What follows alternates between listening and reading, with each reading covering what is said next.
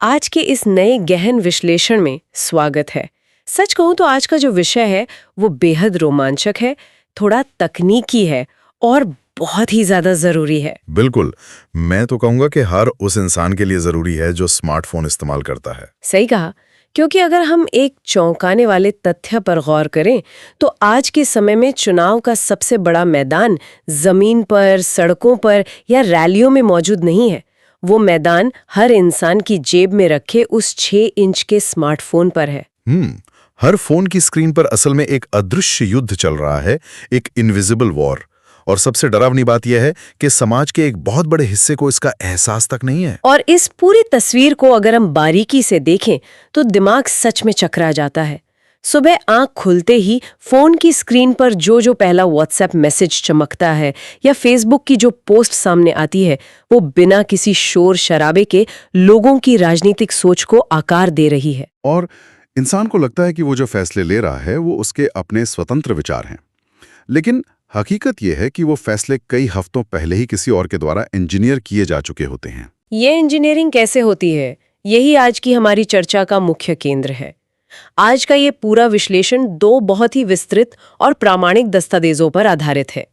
पहला है आकाश कुमार भोई द्वारा दिए गए 12 राष्ट्रीय बिंदु और दूसरा है आईटी सेल का जाल, सोशल मीडिया का सच नाम का एक बहुत ही गहरा शोध। हाँ, और इस पूरी बातचीत का मुख्य मिशन भारतीय मतदाताओं के लिए एक डिजिटल वैक्सीन तैयार करना है, ताकि इस डिजिटल वॉरफ्रंट पर एक मजबूत बचाव प्रणाली खड़ी की जा सके।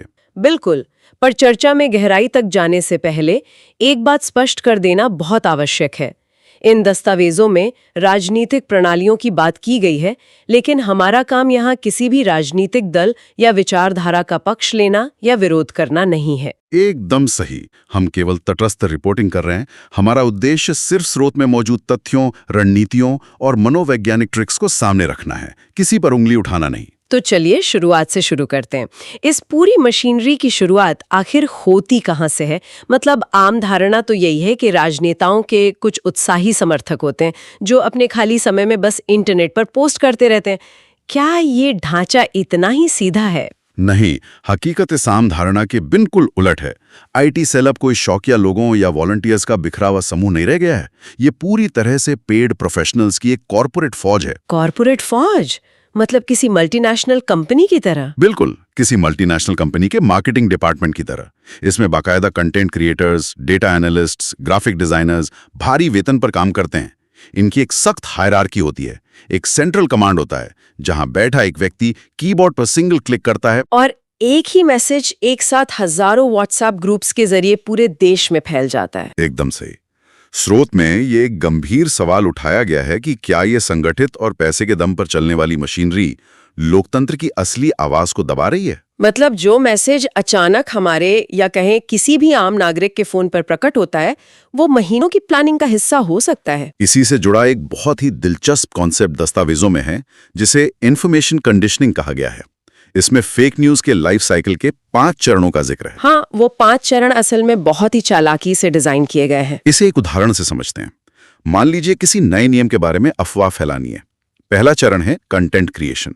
यहाँ कोई पेशेवर व्यक्ति आधा सच लेगा और उसमें झूठ मिलाकर एक नई कहानी गढ़ेगा। और फिर आता है दूसरा चरण, इमोशनल पैकेजिंग, क्योंकि सादे झूठ को तो कोई पढ़ेगा नहीं। सही कहा, इसलिए उसे एक चौंकाने वाली हेडलाइन या डर पैदा करने वाले मैसेज में लपेटा जाएगा, जैसे अगर ये नियम लागू हुआ तो आपकी सारी कमाई छिन जाएगी। फिर तीसरा चरण आता है मास फॉरवर्डिंग। उसी सेंट्रल कमांड से इसे व्हाट्सएप और टेलीग्राम पर धकेल दिया जाता है, जहां लाखों लोग इसे एक साथ देखते हैं। और फिर चौथा चरण शुरू होता है, जहां शायद बड़े चेहरे शामिल होते हैं, इन्फ्लुएंसर्स एम्प्लीफिकेशन। वही सबसे खतरनाक मोड़ है। जब हजारों फॉलोअर्स वाले सोशल मीडिया पेज और अकाउंट्स उसी मुद्दे पर बात करने लगते हैं तो वो मेन स्ट्रीम में आ जाता है। और यहीं से 5वां चरण शुरू होता है, पब्लिक एक्सेप्टेंस, यानी जनता की स्वीकृति। क्योंकि इंसान का दिमाग कुछ इस तरह काम करता है कि जब वो एक ही बात सुबह व्हाट्सएप पर, दोपहर को फेसबुक पर और रात को यूट्यूब पर देखता है तो वो उसे सच मान ही लेता है। पुराने समय की राजनीति और आज की राजनीति में यही सबसे खतरनाक अंतर है। पहले नेता भाषण देता था, अगले दिन बात अखबार में छपती थी, लोग चर्चा करते थे, राय बनने में हफ्ते लगते थे। उस व्यवस्था में कम से कम सोचने और सच को परखने का समय तो मिलता था। आज के मॉडल में तो एक मैसेज वायरल होता है, लोग इमोशनल रिएक्शन देते हैं और मिनटों में राय बन जाती है। सच के जूते पहनने से पहले ही झूठ पूरी दुनिया का चक्कर लगा लेता है। रफ्तार की इसी बात से तकनीक के उस पहलू की तरफ ध्यान जाता है जो शायद सबसे ज्यादा डरावना है। दस्तावेजों में जिन नए हथियारों की बात की जा रही है। आप डीप फेक की बात कर रहे हैं ना? हाँ। आर्टिफिशियल इंटेलिजेंस का इस्तेमाल करके अब किसी भी इंसान का चेहरा और उसकी आवाज हूबहू बदली जा सकती है। 2024 से 2026 के चुनावों के संदर्भ में ये एक बहुत बड़ा खतरा है। सोचिए, चुनाव से ठीक 48 घंटे पहले किसी बड़े नेता का एक ऐसा वीडियो वायरल कर दिया जाए जिसमें वो कुछ बेहद विवादित बोल रहा हो। जब तक जांच होगी तब तक तो वोटिंग खत्म हो चुकी होगी, डैमेज हो चुका होगा। इसी स्थिति को स्रोतों ने रियलिटी अपैथी का नाम दिया है। रियलिटी अपैथी मतलब सच से पूरी तरह उदासीन हो जाना। बिल्कुल, यह एक मनोवैज्ञानिक अवस्था है जहां लोग असली और नकली के बीच का फर्क खोजने की कोशिश ही छोड़ देते हैं। जब ये समझ ही नहीं आएगा कि स्क्रीन पर दिख रहा इंसान सच में बोल रहा है या वो कंप्यूटर की उपज है, तो राजनीति में सच का वजूद ही खत्म हो जाता है। और सिर्फ डीप फेक ही नहीं, मॉर्फ्ड इमेजेस का खेल भी बहुत असरदार है। एक पुरानी तस्वीर ली, उसे आज की घटना बताकर शेयर कर दिया, या किसी के 1 घंटे के भाषण में से सिर्फ 10 सेकंड का हिस्सा काट लिया। क्योंकि इंसान का दिमाग शब्दों से ज्यादा विजुअल्स पर यकीन करता है। एक झूठी तस्वीर हजारों सच्चे शब्दों पर भारी पड़ती है। आईटी सेल के रणनीतिकार ये बात बखूबी जानते हैं। तस्वीरों और वीडियो से अलग एक्स यानी ट्विटर पर जो ट्रेंड्स होते हैं उनका भी दस्तावेजों में जिक्र है। अक्सर कोई हैशटैग टॉप पर ट्रेंड करने लगता है, आम नागरिक को लगता है कि पूरा देश उसी बारे में बात कर रहा है। लेकिन उसके पीछे बॉट्स आर्मी का हाथ होता है। इसे ऐसे समझिए, मान लीजिए एक नया रेस्टोरेंट खुला है और वो बिल्कुल खाली है। मालिक कुछ अभिनेताओं को पैसे देकर खिड़की के पास बैठा देता है ताकि बाहर से गुजरने वालों को लगे कि अंदर बहुत भीड़ है और खाना अच्छा होगा। हाँ, इंटरनेट पर बॉट्स बिल्कुल यही काम करते हैं। ये ऑटोमेटेड प्रोग्राम्स होते हैं जो एक ही सेकंड में हजारों बार किसी हैशटैग को ट्वीट करते हैं। इसे कृत्रिम रूप से ट्रेंड कराया जाता है। यानी वो पॉपुलैरिटी असली नहीं है, आर्टिफिशियल है। लोग भीड़ का हिस्सा बनने के लिए खुद उस पर बात करने लगते हैं। ये एक बहुत ही चालाकी भरा मनोवैज्ञानिक जाल है।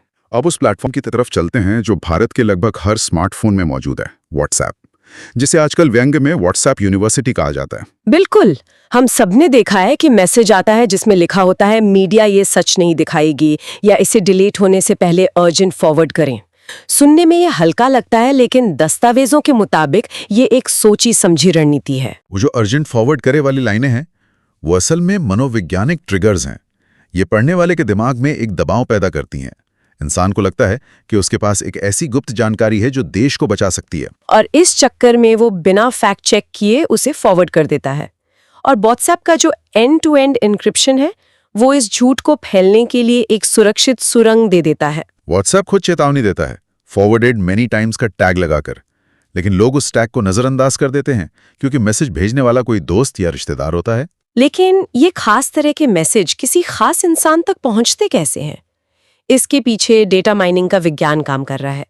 स्मार्टफोन्स के ऐप्स, सर्वे, ब्राउजिंग हिस्ट्री, इन सब से हर नागरिक का निजी डेटा निकाला जा रहा है। इसे माइक्रो टारगेटिंग कहते हैं। अगर इसे आसान भाषा में समझना हो तो क्या ये ऐसा है कि एक सेल्समैन को छुपकर पता चल गया कि कल रात किसी के घर में चोरी का डर सता रहा था और अगली सुबह वही सेल्समैन उस घर के दरवाजे पर सिक्योरिटी कैमरे बेचने पहुंच जाए? ये बहुत ही सटीक उदाहरण है। आईटी सेल के पास इतना डेटा है कि उन्हें पता है कि किस इलाके के लोगों को बेरोजगारी से डर लगता है और किसे धर्म के नाम पर गुस्सा आता है। वो जानबूझकर वही ट्रिगरिंग कंटेंट भेजते हैं ताकि वोटिंग के दिन वोटर शांत दिमाग से नहीं बल्कि गुस्से में जाकर वोट करे। बिल्कुल, एल्गोरिथम खुद ही विवाद और गुस्से को प्रमोट करता है क्योंकि उससे एंगेजमेंट मिलता है। और गुस्से की बात करें तो डिजिटल लिंच मॉब का भी जिक्र है दस्तावेजों में। हाँ, डिजिटल मॉबिंग। अगर कोई सवाल पूछता है तो अचानक से सैकड़ों अनजान अकाउंट्स उसे गालियां देने लगते हैं। मकसद सिर्फ उस इंसान को डराना नहीं है, बल्कि सरेआम उसे गद्दार साबित करना है ताकि बाकी लोग डर जाएं और कभी सवाल ही ना पूछें। इसके समानांतर एक और हथकंडा है, सॉफ्ट प्रोपेगेंडा। वो जो आजकल मशहूर यूट्यूबर्स और लाइफस्टाइल व्लॉगर्स राजनेताओं के साथ कैजुअल इंटरव्यू कर रहे हैं। वही इन्फ्लुएंसर मार्केटिंग अब राजनीति का धारदार हथियार है। वो देखने में कैजुअल बातचीत लगती है, लेकिन असल में पूरी तरह से स्क्रिप्टेड होती है। लोग वहां अपना क्रिटिकल थिंकिंग वाला बचाव तंत्र बंद करके बैठे होते हैं। ये सबकॉन्शियस माइंड का खेल तब और दिलचस्प हो जाता है जब हम 24 घंटे के नैरेटिव साइकिल को देखते हैं। हर दिन एक नया मुद्दा खड़ा किया जाता है। अगर बेरोजगारी पर चर्चा हो रही है तो अचानक से कोई पुराना मंदिर मस्जिद या भारत पाकिस्तान का वीडियो वायरल कर दिया जाता है। ध्यान भटकाना ही असली कामयाबी है, जादूगर की तरह। बिल्कुल, जनता को एक मुद्दे से दूसरे मुद्दे पर दौड़ाते रहना ही नैरेटिव सेटिंग का लक्ष्य है। लेकिन इस पूरी डिजिटल इकोसिस्टम को चलाने में लाखों बॉट्स, इन्फ्लुएंसर्स को फीस देने में अथाह पैसे की जरूरत होती होगी। हजारों करोड़ रुपए फौंके जा रहे हैं। बिना बड़े कॉरपोरेट फंडिंग के ये संभव नहीं है। ये सोचने वाली बात है कि ये पैसा जनता की सोच को कंट्रोल करने के लिए एक निवेश की तरह काम कर रहा है। एक सवाल बार बार उठता है कि ये फेक न्यूज़ कामयाब क्यों होती है? लोग सच मानना क्यों नहीं चाहते? इसके पीछे मानव मनोविज्ञान की थ्योरी है, कन्फर्मेशन बायस। कन्फर्मेशन बायस, यानी लोग वही मानना चाहते हैं जो वो पहले से सोचते हैं। हाँ, सच अक्सर असुविधाजनक और कड़वा होता है, लेकिन एक झूठ अगर वो मन मुताबिक गढ़ा गया हो तो वो मानसिक रूप से बहुत आरामदायक होता है। तो क्या इस अदृश्य युद्ध में आम नागरिक पूरी तरह से हार चुके हैं? दस्तावेजों के अनुसार ऐसा नहीं है। आकाश कुमार भोई ने एक समाधान भी दिया है, डिजिटल वैक्सीन। इस महामारी का एकमात्र इलाज डिजिटल हाइजीन है। जब भी कोई गुस्सा दिलाने वाली खबर आए तो उसे सच मानने के बजाय ऑल्ट न्यूज, बूम लाइव और PIB फैक्ट चेक जैसे प्लेटफॉर्म्स का इस्तेमाल करना चाहिए। और गूगल रिवर्स इमेज सर्च या इनविड जैसे टूल से पता लगाया जा सकता है कि तस्वीर पुरानी है या एडिटेड। हाँ, और सबसे व्यवहारिक हिस्सा है 5 सेकंड टेस्ट। ये बहुत दिलचस्प लगा मुझे। फॉरवर्ड बटन दबाने से पहले सिर्फ 5 सेकंड रुकना है, खुद से पूछना है क्या इसमें कोई प्रामाणिक स्रोत है, कोई तारीख है, और क्या ये मैसेज जानबूझकर इमोशनल दबाव बना रहा है। इसके साथ ही इंफॉर्मेशन रिलायबिलिटी स्केल को समझना होगा। आधिकारिक दस्तावेजों पर हाई ट्रस्ट होना चाहिए, लेकिन फॉरवर्डेड मैसेजेस पर वेरी लो ट्रस्ट। स्रोत में एक डिजिटल हाइजीन चेकलिस्ट भी है। विविध समाचार स्रोत पढ़ें, गुस्से में रिप्लाई न करें, और डीप फेक पकड़ने के लिए चेहरे की असामान्य हरकतों जैसे पलके झपकना या होठों का मूवमेंट, उस पर ध्यान दें। बिना इस रक्षा कवच के कोई भी खुद को ब्रेन वॉश होने से नहीं बचा सकता। और इस हिस्से का अंत एक बहुत ही दमदार स्लोगन से होता है, मेरा डेटा मेरा वोट, नहीं चलेगा डिजिटल चोर। यह स्लोगन याद दिलाता है कि इंसान का डेटा उसकी संपत्ति है। इसका इस्तेमाल उसी के खिलाफ हथियार के रूप में नहीं होना चाहिए। तो आज की चर्चा से ये साफ है कि फैसला पोलिंग बूथ पर नहीं, महीनों पहले मोबाइल स्क्रीन पर तय हो जाता है।